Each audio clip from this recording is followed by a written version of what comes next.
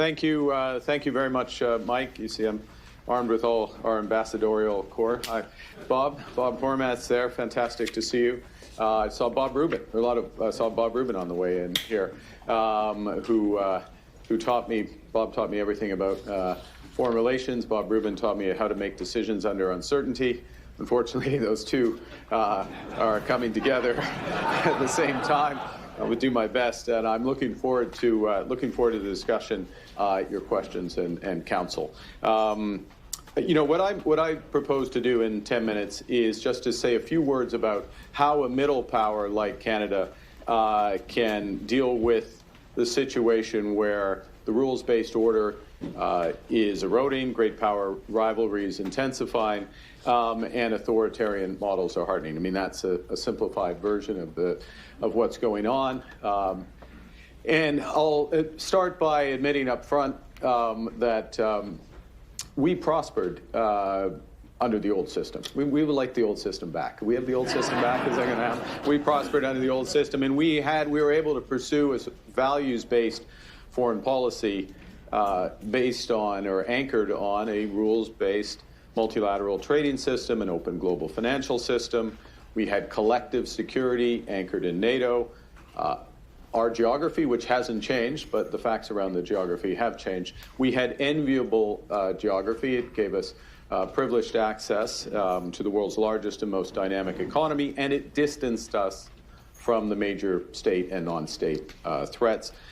We also subscribed to an expectation that perhaps in the past at the Council for Foreign Relations, it was also the case for some, an expectation that non-market authoritarian countries would converge over time through engagement to free markets, open societies, and even democratic values.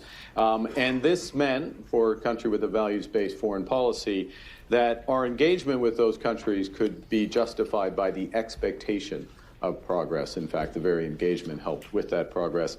And alignment of values was merely delayed, not compromised. So, a few things have changed. Certainly that convergence of values has proved elusive. The economic strategy of the United States has clearly changed from the support for the multilateral system to a more transactional and managed bilateral trade and investment approach. Global power is moving. You can debate how much or how far this will go from American hegemony to great power rivalry. And technological change is shrinking that geographic advantage that we had and expanding the fields of conflict from the virtual to the extraterrestrial. All of this is reducing, I can't have to observe this during UN week, reducing the effectiveness of our multilateral institutions from the WTO to the UN, on which middle powers like Canada have greatly relied. So, what do we do about it? And I'm going to give you a punchline, which is we think we can thrive, and I choose that word advisedly, thrive in this new non-system, or the system that's evolving, for three reasons. And the first is we have what the world wants. Take on the energy side, we are an energy superpower. That is going to become increasingly evident. 85% of our energy is clean. We're one of the world's largest LNG exporters, one of the largest reserves of oil and gas. We measure additions to our grid in 10 gigawatt chunks, to put it in perspective, and you will see that with time. We are top 5 in 10 of the world's most important critical minerals. 40% of the world's listed mining companies are in Canada, to give a perspective there. We are a leading developer of AI, and our research universities are some of the biggest producers in volume of AI, computing, and quantum talent in the world. Now, unfortunately, most of them go to the United States. I understand you're changing your visa policy here, so you're going to hang on to a few of those.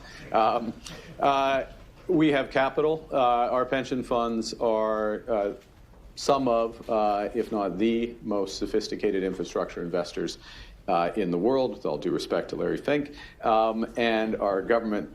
We were talking about him earlier. I have lots of respect for Larry Fink, I should say that. And we have a government that still has fiscal capacity to act decisively at a moment when governments need to act decisively. Now, the second reason why I'd say we have good prospects, not assured prospects, but good prospects, is we have values to which much of the world, not all of the world, much of the world still aspires. We're a pluralistic society that works. Our cities are amongst the most diverse in the world. Public square is loud, diverse, and free. We, by the nature of our federation, we have to practice collaboration and partnership, and it's a country that is still committed to sustainability. The third reason why I'm going to argue we can thrive in this time is we recognize what's going on. This is not a transition, this is a rupture. This is a sharp change in a short period of time, driven by a variety of factors. We have a determination to rise up and meet this. And I'm going to give you one last set of threes, and then we'll have our conversation. Our response to this is to build strength at home, to build resilience by diversifying abroad, and pursue a variable geography to defend our values and pursue our interests. So just on strength at home, I can understand if you were distracted by events down here and you haven't followed exactly everything we've been doing in the last 4 months. But while you were otherwise occupied, we've cut tax incomes and capital gains. We have removed all barriers to interprovincial trade. We have passed landmark legislation to fast track literally hundreds of billions of dollars of projects in energy, in AI, in critical minerals, in new trade corridors. We are doubling our defense spending by 2030.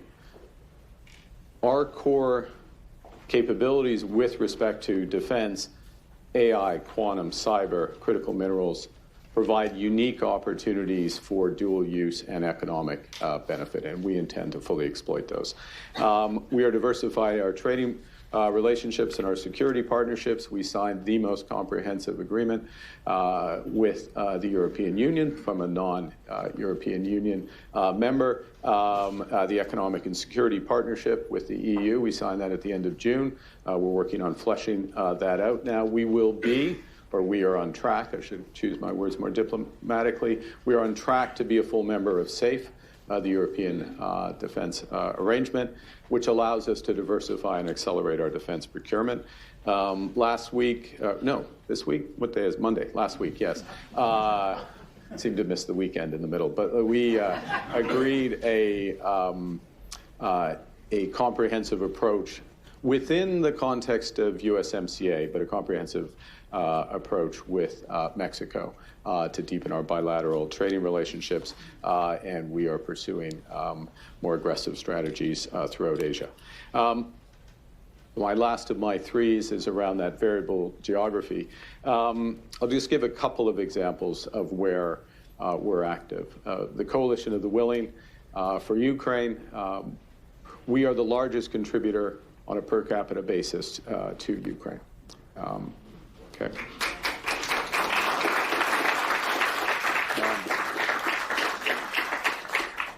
And we, well, I won't go into more detail. We can talk about Ukraine if you wish. When you think about our Arctic sovereignty, that we are cooperating very closely with the Nordic Baltic 8 for physical protection up there, economic development, and also defending NATO's western flank. We are active with like-minded parties in efforts to promote a two-state solution and Middle East peace. Not the easiest thing to do, I know. And I'll make one other point on critical minerals. We, out of the G7, are forming buyers clubs for critical minerals so that the world can diversify away from Chinese dominance from them. So it's not just the supply, but it's having that secure access to capital or an offtake, basically, so these can be developed. And I'll just say a word before I finish that having chaired the G7 this year, I came into government 6 weeks before it was there, so we didn't have Mike Froman. We had a very good Sherpa, but we didn't have Mike Froman, so we had a lot of work to do. It was a very interesting, and this is a variable geometry support point. When we had 2 days, the first day, core G7, focused on a variety of issues, very productive. President Trump was there for that day, and these were good meetings. These were good discussions, a good meeting. There was progress made. Not everything landed, but it's never the case that everything lands. It was fairly narrowly focused, though, on economics. With Iran thrown in, there's always a crisis, Iran thrown in as well. The next day, with the leaders of most of the BRICS countries, some of the largest emerging economies, Australia as well, not an emerging economy, but others like those, the focus was on what this room would recognize as old multilateralism, global commons, where we're cooperating on energy, what we can do to actually develop on critical minerals, financing for development, what's going to happen at COP. Lula was there as well. That doesn't mean that's the way the world's working. I'm not naive about that, but there is a substantial proportion of the world that focuses on these issues. A country like Canada is one of them, and it's one that it's something we will continue to do because it comes back into our strengths.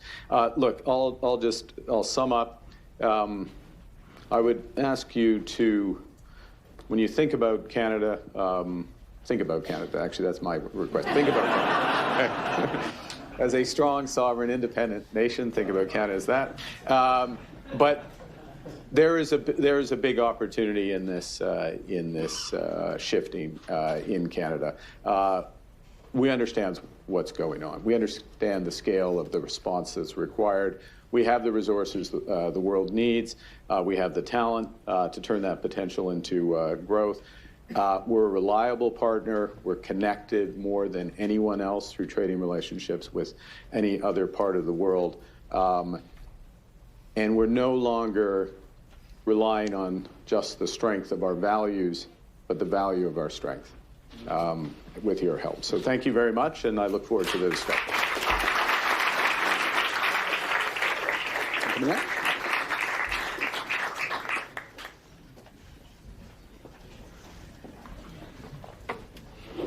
Well, Hi, boss. Bienvenue. Merci. Welcome to the United States of America. Sorry, I didn't mean that as a point on sovereignty. I just meant, did you get through customs okay? They recognize the Canadian passport still? Still working. Still working. Excellent. Yeah. Let me pick up on a couple of the points that you made. You talked about diversification and the strengths within Canada.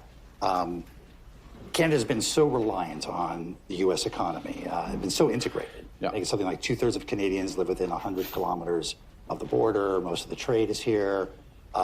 You've had some economic headwinds in the last several months in terms of economic contraction and higher unemployment. How much can you reorient the Canadian economy, both to be more east-west than north-south, or to be more integrated with other economies than the U.S., given the long history there? Yeah, it's the right question, and the answer to the question starts with recognizing the need to do it.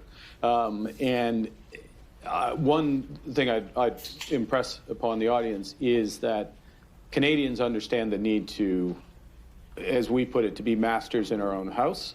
The country does not want to wake up and look on, with all due respect, on Truth Social or X to see what the latest change is in U.S. policy, but wants to get on with what we can control. And that's a big part of the government strategy. So getting rid of barriers east-west, as you put it, barriers across the provinces, that alone, if it's fully done, we've done the federal part, but if all our provinces reduce their barriers, the estimates are that is a bigger return to the Canadian economy than the worst-case trade outcome with the U.S. Now, one has a more immediate impact, and the other builds over time, but the orders of magnitude are clear. And that's before we do what we need to do, which is to double the rate of housing. We announced a new approach on housing 2 weeks ago, and the first projects that we have identified there scale to around $50–60 billion of housing investment. The first major projects that I referenced in the remarks on new ports, new energy corridors, beyond, those are measured in the hundreds of billions. So you start to build all of that out before the defense spending kicks in, and we're very focused on dual-use defense spending. There's lots of areas where we're going to be able to build out our AI, cyber, and other capabilities, critical mineral pathways as part of that defense build. And it's before we get traction with those new trade and defense partnerships with Europe, for example, and in Asia. So that's our primary focus. And candidly, we've been done a favor because we should have been, all of these things we could have done before ourselves. So we needed the rupture, we needed the shock, it seems, in order to do them. But there is a very strong consensus in the country to do that. As well, there is a very attractive for the United States, for Canada obviously as well, and Mexico, version of USMCA that can be developed, and it's, as you know from your previous life, we're in the early stages of that development. You mentioned the defense spending a couple of times. You referred to it as dual use. Yeah. First of all, Canada had been a laggard on defense spending. Trump sort of highlighted that quite pointedly. But now you've committed to, I believe it's 5%, 3.5% of military spending and 1.5% of infrastructure spending. When you talk about dual use, are you talking about, is that in lieu of buying more military equipment per se? Is that or do you see yourself buying more? It's a couple things. I mean, we have a lot of catch up to do. We're not alone in that in NATO. We're resolute that we will catch up. So we are getting to the 2% level this year, which you can argue we should have been at before, but we're getting there this year. And then you have the ramp up towards 5% by 2035, 5% of GDP by 2035.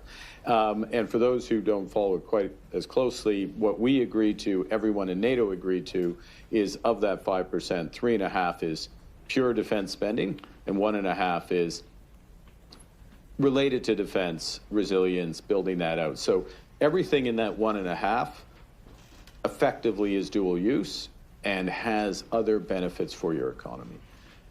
But even if we set that aside and just focus on the 3.5% of pure,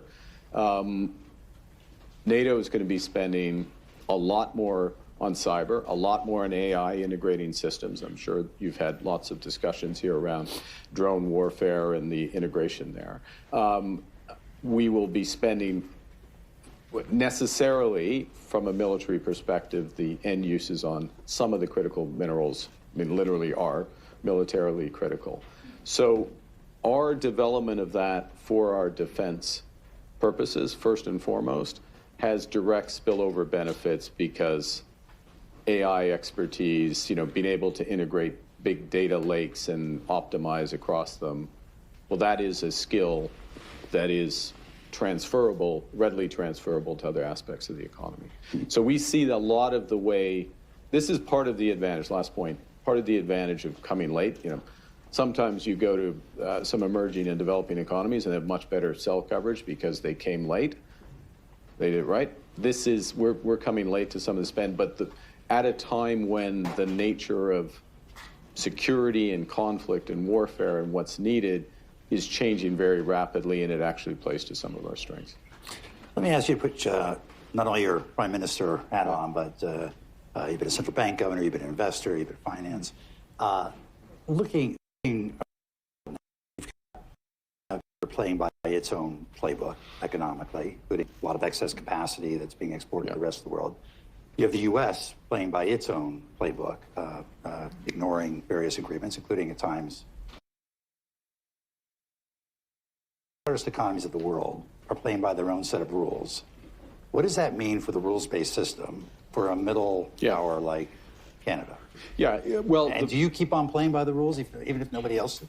Okay, so this is the key. So who else is willing to play by the rules, and can you get critical mass in that? That's one of the big questions. So, and nobody's perfect in this, but one of the things about the European Union is it's a rule-based system. Sometimes there's too many rules, and they're playing by too many rules, but it is a rules-based system. We have a free trade agreement with the European Union. CPTPP, newer. The U.S. made a decision not to be part of that. I heard about that. Yeah, you heard about that. And it's not too late. You can come back in. But it's not the European Union, obviously, to the same degree. But it's you recognize it as a rules-based, plurilateral trade deal. It has labor standards, has sustainability. There is open discussion. We're part of it. I don't want to overplay it because it's still early days, but of a bridge between the EU and the CPTPP. Well, Canada's in both, effectively. We're deepening with Europe. We're deepening with some of those players there. Then we're in a pretty big system that is rules-based.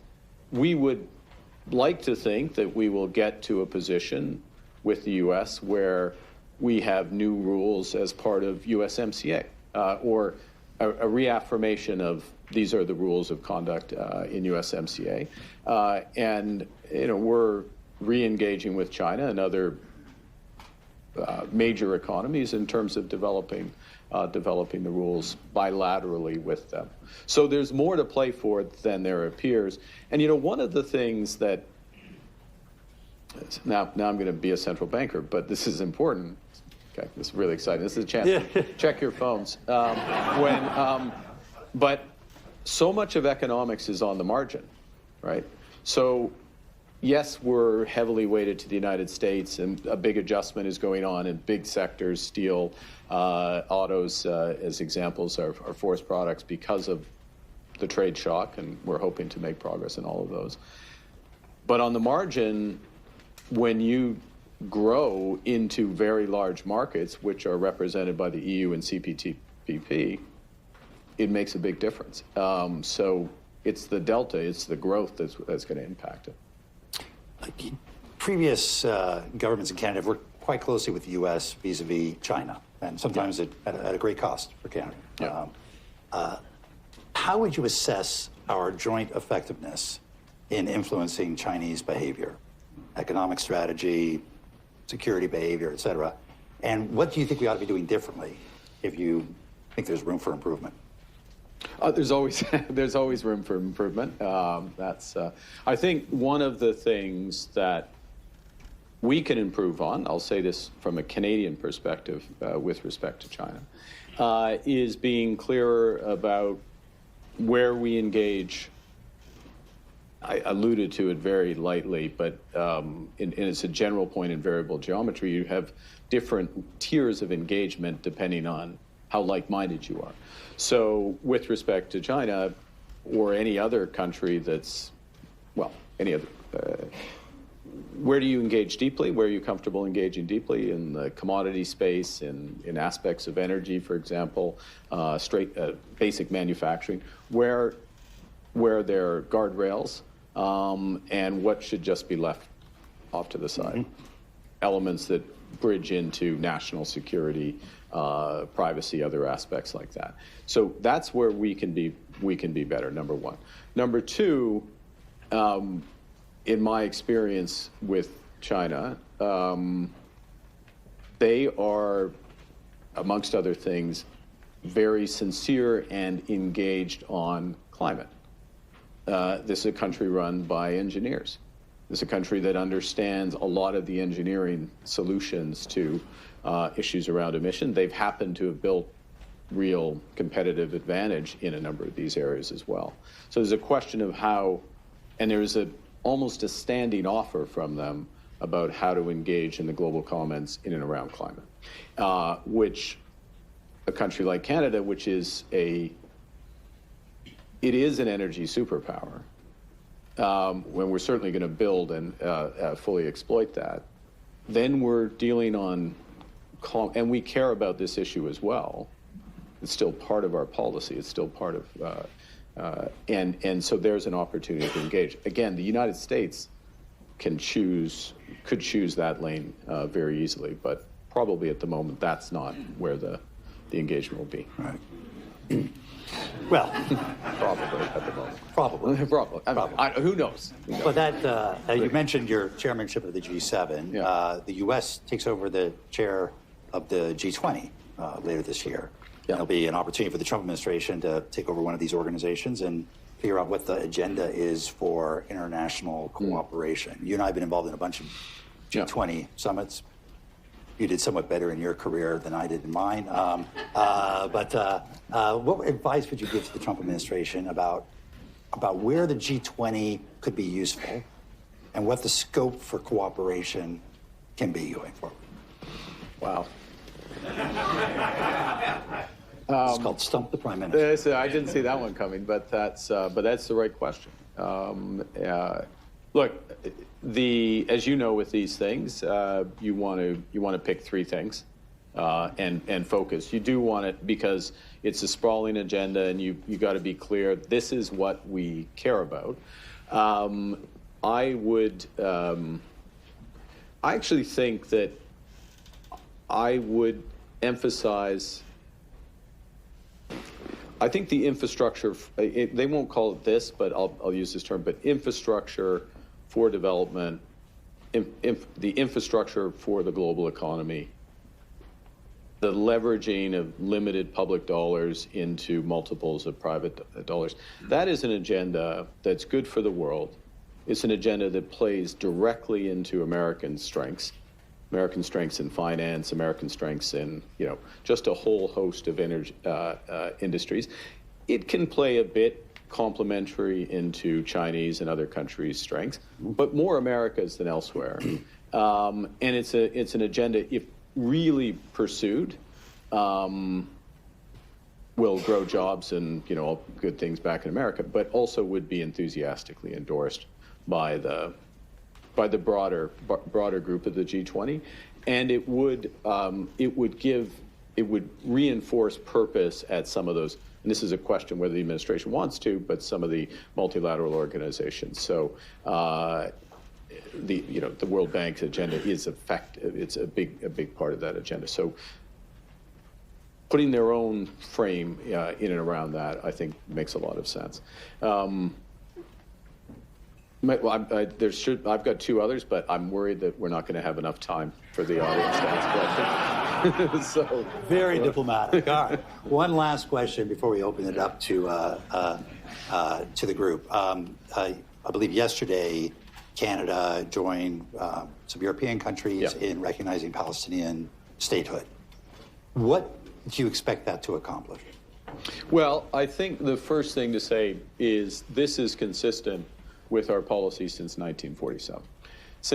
Every Canadian government, whether of whatever political stripe, has supported a two-state solution, as many other countries have. What we have been seeing, first because of the acts of these heinous acts of Hamas, but then other in terms of response, is that prospect is receding before our eyes. Okay, so the idea of waiting until all of the conditions are in place for a free and viable Palestinian state committed to peace and security side by side with the state of Israel, as what I've called a Zionist Palestinian state, which is what we want. Those conditions being in place,